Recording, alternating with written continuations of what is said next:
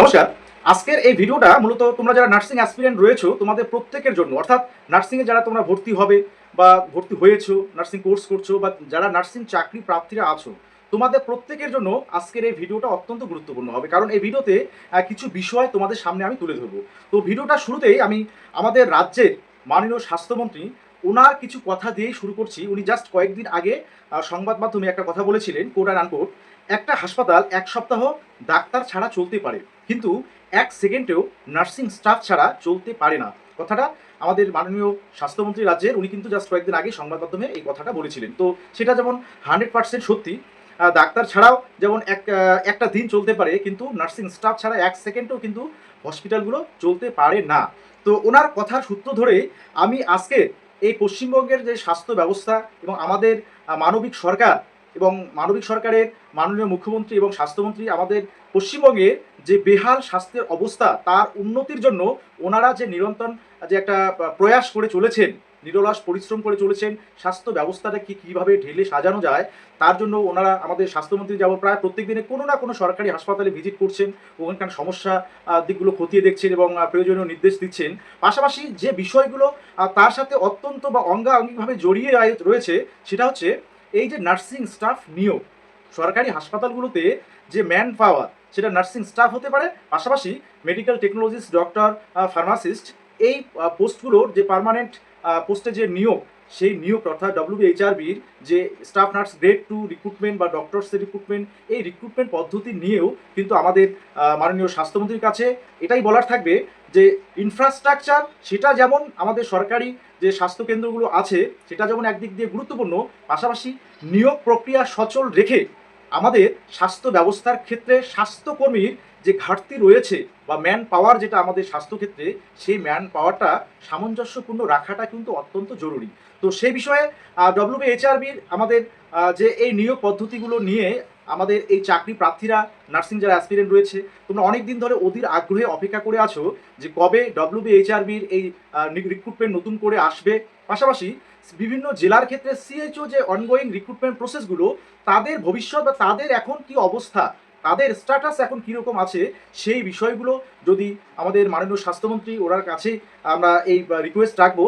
হ্যাঁ, এবার এই বিষয়গুলো উনি যাতে একটু ভেবে মানবিক দৃষ্টিকোণ থেকে বিষয়টা ভেবে এবং আমাদের স্বাস্থ্য ব্যবস্থার কথা ভেবে এবং স্বাস্থ্যের উন্নতির জন্য স্বাস্থ্যকর্মী নিয়োগটা যেমন জরুরি, সেই দিক দিয়ে এই বিষয়গুলো যদি উনি যাতে এই বিষয়গুলো নিয়েও একটু ভাবনা চিন্তা করেন। এবং আমাদের যত নার্সিং ক্যান্ডিডেট আছে প্রতি বছর প্রায় আমাদের শুধুমাত্র ওয়েস্ট বেঙ্গল থেকে প্রায় 10,000 প্লাস নার্সিং ক্যান্ডিডেট কিন্তু পাস আউট করে, অর্থাৎ পাস আউট করে বেরিয়ে আসে। সেক্ষেত্রে বর্তমান যদি আমরা অ্যাপ্রক্সিমেট একটা সংখ্যা ধরি, জিএনএম যারা নার্সিং কোর্স কমপ্লিট করেছে প্রায় 70 থেকে 80,000-এর মতো হবে, আমরা অ্যাপ্রক্সিমেট একটা যদি ধরে নেই। পাশাপাশি বিএসসি নার্সিং তো আছে, বা যারা পোস্ট বেসিক বিএসসি করছে বা এমএসসি নার্সিং করছে তাদের সংখ্যাটা তো আলাদা করে আছে। শুধুমাত্র জিএনএম এর ক্ষেত্রে 70 থেকে 80,000 পাস আউট ক্যান্ডিডেট আছে। তো এবারে এই যে ক্যান্ডিডেটরা আছে তারাও অনেক এই 3 বছর অনেক খাটনি করে বা নিজের এই যে পরিশ্রম, 3 বছর একটা হিউজ পরিমাণ লেবার দিয়ে বা পরিশ্রম করে তারা তাদের কোর্সটা কমপ্লিট করেছে, যাতে তারাও একটা কর্মসংস্থান তাদের একটা হয়। এবং বিশেষ করে সবার যেমন টার্গেট থাকে সরকারি জবের ক্ষেত্রে, সেক্ষেত্রে ডব্লিউবিএইচআরবির গ্রেড টুর যে রিক্রুটমেন্ট সেটার দিকে কিন্তু তাকিয়ে থাকে আমাদের সাধারণ ঘরের বা সাধারণ ফ্যামিলির যারা নার্সিং অ্যাসপিরেন্ট রয়েছে তারা। তো সেই দিক দিয়ে আমাদের মাননীয় মুখ্যমন্ত্রী বা আমাদের মানবিক মুখ্যমন্ত্রী, পাশাপাশি স্বাস্থ্য দপ্তরের মাননীয় মন্ত্রী এবং স্বাস্থ্য দপ্তরের ঊর্ধ্বতন কর্তৃপক্ষ, তাদের উদ্দেশ্যে এই দৃষ্টিটাই আকর্ষণ করতে চাই যে স্বাস্থ্যের উন্নতির ক্ষেত্রে যেমন স্বাস্থ্য কেন্দ্রগুলোর পরিকাঠামো যেমন একদিক দিয়ে জরুরি, সেই সঙ্গে স্বাস্থ্যকর্মীর ঘাটতিটা পূরণ করা সেটার দিক দিয়ে মানবিক বিবেচনা করে বা সেটার দিকে বিবেচনা একটা করে ডিসিশন নিয়ে সেই দিকগুলো যেন একটু এগিয়ে নিয়ে যাওয়া হয়, এই বিষয়টাই কিন্তু বা এই আবেদনটাই আজকের এই ভিডিওর মাধ্যমে আমাদের মাননীয় পশ্চিমবঙ্গের সরকারের কাছে মানবিক আবেদন। এবং এই বিষয়টা অবশ্যই উল্লেখযোগ্য যে বর্তমানে যেমন নার্সিং এন্ট্রান্সে কাউন্সিলিং প্রক্রিয়াগুলো চলছে, যেমন এএনএম জিএনএমে তোমরা যারা অ্যাসপিরেন্ট আছো তোমাদের first round seat allotment already হয়ে গেছে এবং সেখানে ডকুমেন্ট ভেরিফিকেশন কমপ্লিট। তো আজকে থেকে তোমাদের সেকেন্ড রাউন্ড সিট অ্যালটমেন্টের তোমাদের রেজিস্ট্রেশন এবং চয়েস ফিলিং আজ থেকে শুরু হয়ে গেছে অলরেডি।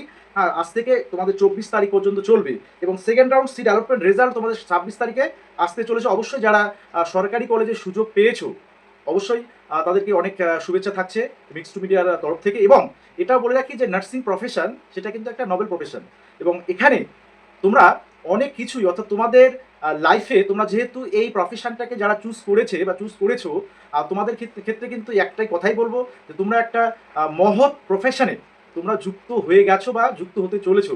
তো সেক্ষেত্রে তোমাদের যেমন একদিকে সামাজিকভাবে, অর্থাৎ সমাজের বিভিন্ন শ্রেণীর মানুষদের উপকার করা বা সমাজের মানুষের কাছে যে এই স্বাস্থ্য পরিষেবাটা পৌঁছে দেওয়া, সেটার ক্ষেত্রে নার্সিং স্টাফ থেকে শুরু করে ডাক্তার থেকে শুরু করে টেকনোলজিস্ট, ফার্মাসিস্ট, সবার কিন্তু যে ভূমিকা, সবার ভূমিকাই কিন্তু গুরুত্বপূর্ণ। সেক্ষেত্রে আমরা যদি স্বাস্থ্যমন্ত্রী সেই কথাটা ধরে এগিয়ে যাই যে ডাক্তার ছাড়া একদিনও চলতে পারলে নার্সিং স্টাফ ছাড়া এক সেকেন্ডেও কিন্তু একটা হসপিটাল চলতে পারে না। সেক্ষেত্রে বোঝাই যাচ্ছে যে নার্সিং স্টাফরা আমাদের বিভিন্ন সরকারি হসপিটাল ক্ষেত্রে কতটা গুরুত্বপূর্ণ বা কতটা গুরু দায়িত্ব তারা কিন্তু সামলান। তো সেক্ষেত্রে অবশ্যই আমি আমাদের রাজ্যের মাননীয় মুখ্যমন্ত্রী এবং স্বাস্থ্যমন্ত্রীর কাছে এই আবেদনটাই রাখবো যে নার্সিং ক্যান্ডিডেট যারা আছে, যারা চাকরি প্রার্থী যারা আছে, তারা অধীর আগ্রহে অপেক্ষা করে আছে যে আপনি যেহেতু ঘোষণা করেছিলেন যে 15 জুলাইয়ের পরবর্তী সময়ে নার্সিং রিক্রুটমেন্ট প্রসেসগুলো যে বিজ্ঞপ্তি সেগুলো আসবে। তো এখনও কিন্তু প্রায় 1 মাস হয়ে যাচ্ছে, সেই বিষয়গুলো নিয়ে এখনও বিশেষ কিছু অগ্রগতি যে লক্ষ্য করা যাচ্ছে না। তো সেই বিষয়গুলো নিয়ে যাতে একটু স্টেপ নেওয়া হয় এবং যারা নার্সিং চাকরি প্রার্থী রয়েছে তাদের মুখে যাতে হাসি ফোটে এবং তারা যেন এই নার্সিং যে কোর্সগুলো যাতে এটা বলতে তারা না পারে যে নার্সিং কোর্স করে কিছু হয় না বা কিছু হবে না, এই চিন্তাভাবনা যাতে তাদের ক্ষেত্রে না আসে, ট্রিটমেন্ট প্রসেসগুলো সেইগুলোর দিকে একটু যদি দৃষ্টি আকর্ষণ করেন তাহলে অবশ্যই নার্সিং চাকরি প্রার্থী এবং আমরা যারা নার্সিং রিলেটেড বিভিন্ন বিষয় নিয়ে ভিডিও তৈরি করি বা নিউজ বা খবর আপডেট দেই, তো অবশ্যই সেই বিষয়গুলো আমাদের জন্য অনেকটা খুশির খবর হয়ে দাঁড়াবে।